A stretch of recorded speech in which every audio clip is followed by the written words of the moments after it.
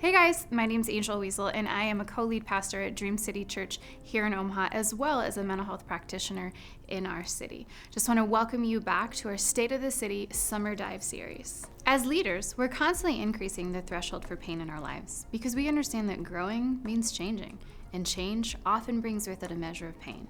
We can become so accustomed to the pain that we just consider it par for the course. On one hand, this can create resiliency, grit, even drive.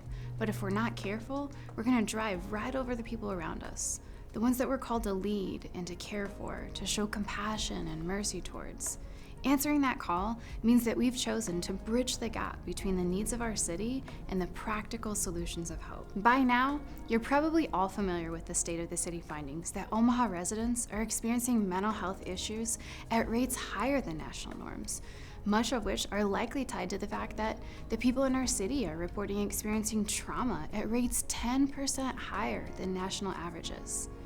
At first glance, this can feel overwhelming for the leaders in our city and everyone alike, because it is. The need or the demand is greater than the supply. But this isn't uncharted territory for Christian leaders. In Matthew chapter 9, we read about Jesus traveling from town to town, bringing the good news of the gospel.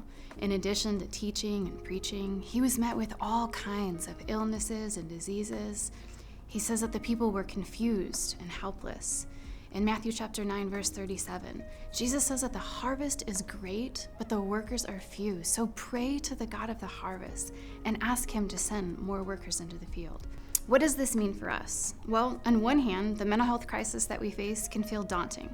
The numbers are overwhelming, but I believe that every one of us has been called to lead in our city for such a time as this. With regards to the mental health initiative, the first thing that we're doing is praying for the Lord to send more workers into the field. God is already opening up incredible doors for us to train and equip these workers. We've launched a few pilot programs with the hopes of rolling these out to you all soon, and we're confident that as He brings the workers, we will be prepared to resource and equip every single one of them. This brings me to another incredible step that we're taking as a collaborative network, and that's compiling an up-to-date citywide directory of resources and referrals for those that are hurting in our city. Our team has found that one of the things that makes the data from Barna feel so overwhelming is that as leaders, we're constantly feeling tasked with being all things to all people. We know that this isn't healthy or realistic. As a network, we've been saying for years that we're better together, but it's time for us to actually start walking that out. One of the most encouraging things in this book for me is the fact that practicing Christians are reporting fewer mental health issues in every area of assessment. Is this because we aren't experiencing hardship or loss or stress or burnout?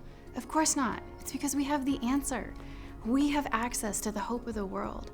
So many of you are already putting that hope into practical resources through classes and support groups, addressing things like grief and loss, addiction, betrayal, financial hardships, so much more, all of which are proven factors influencing mental health. No one church, organization, or person could ever offer a tangible resource for every issue that we face. But as we continue in our efforts of training and collaboration, we can commit to making sure that nobody struggling with mental health issues does so alone.